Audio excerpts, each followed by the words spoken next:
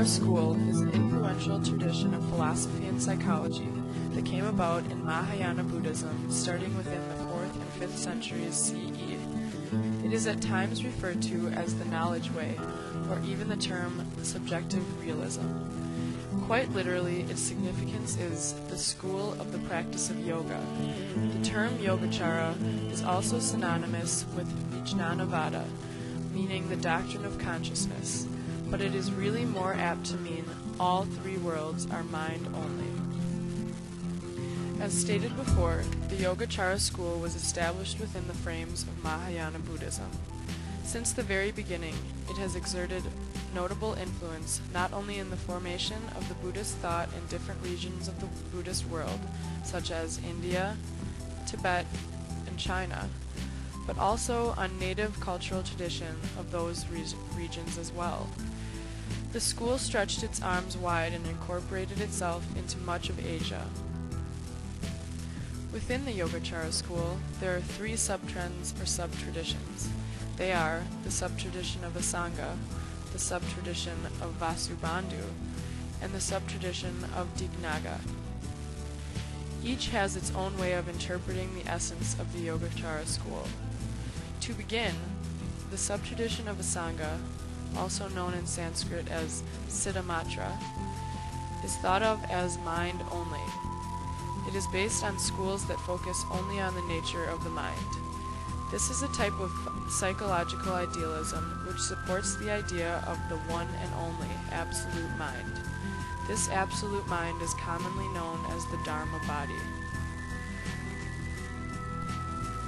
Maitreya, the Bodhisattva, and Asanga, a great exponent of the Yogacara school, discussed what was called the Great Self, the highest self, or the pure self, when speaking of this particular sect of the Yogachara's thought. In many of Asanga's works, such as this, he sounds a lot like his stepbrother Vasubandhu, whose tradition we will look at next. The sub-tradition of Vasubandhu, known in Sanskrit as Vijnanavada, is known as conscious only, or the Doctrine of Consciousness. This sub-tradition is the Buddhist phenomenology of consciousness and can also be referred to as classical Yogacara. This is different from Asanga's sub-tradition because the follower of this tradition stays exclusively within the lines of consciousness.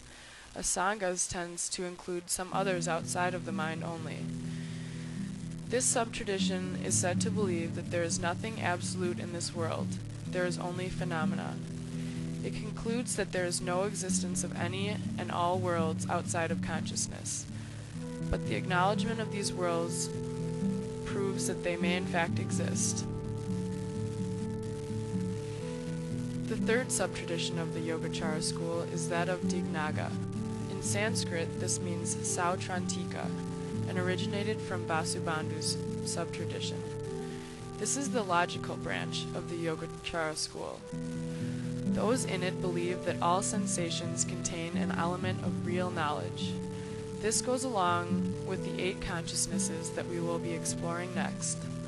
Later Buddhist extremists, such as those who followed this Dignaga school, wrapped their minds around illusionism, or the refutation of the existence of other minds. They focused on the idea of a present single perception, defining conception as having its own essential characteristic. We will now turn to the actual and concrete idea of consciousness. Consciousness is the awareness of a self. The fundamental doctrine of Yogacara school says, all phenomenal existence is fabricated by consciousness.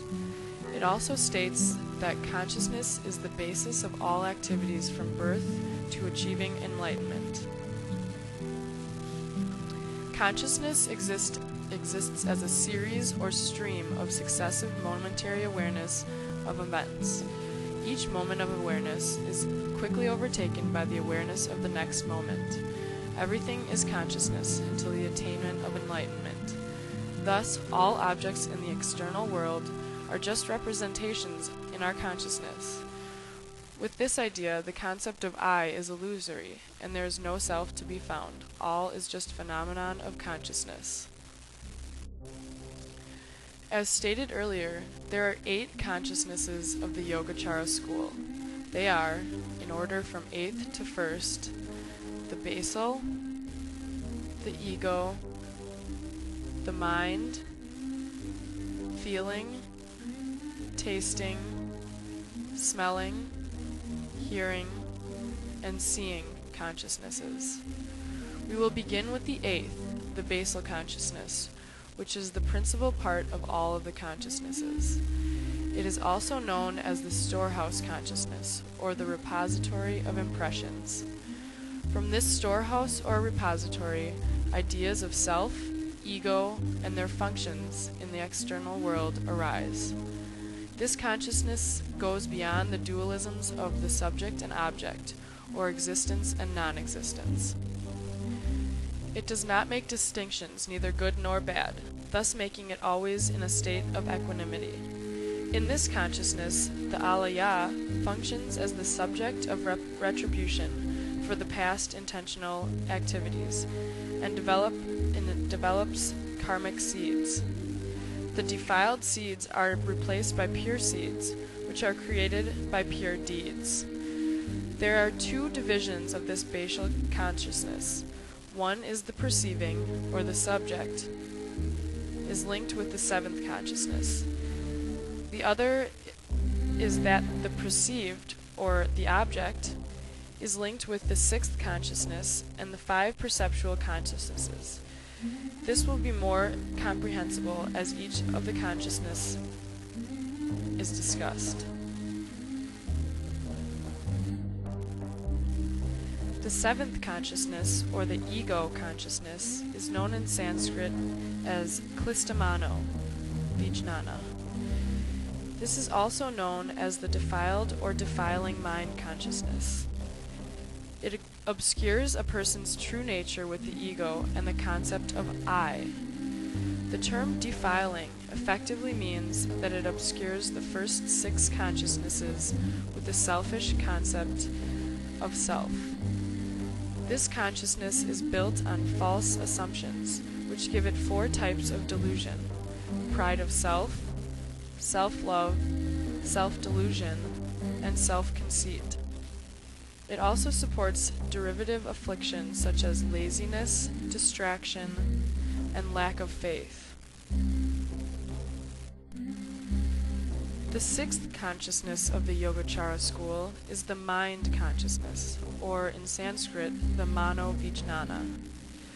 This is where cognition and perception take place. This, along with the first 5 perceptions, perceives worldly phenomena. It takes the manifestations of the 5 aggregates as objects and generates various concepts of self. The 6th consciousness distinguishes between good and evil and makes final moral decisions. It is said to use the dharma of the basic and subsidiary afflictions, plus the 3 natures and the 3 modes of knowledge. The 3 natures are as follows. The conceptualized nature is the point at which sorrow takes place, as well as anxiety, pain, and passion. Next is the enmeshed with other nature.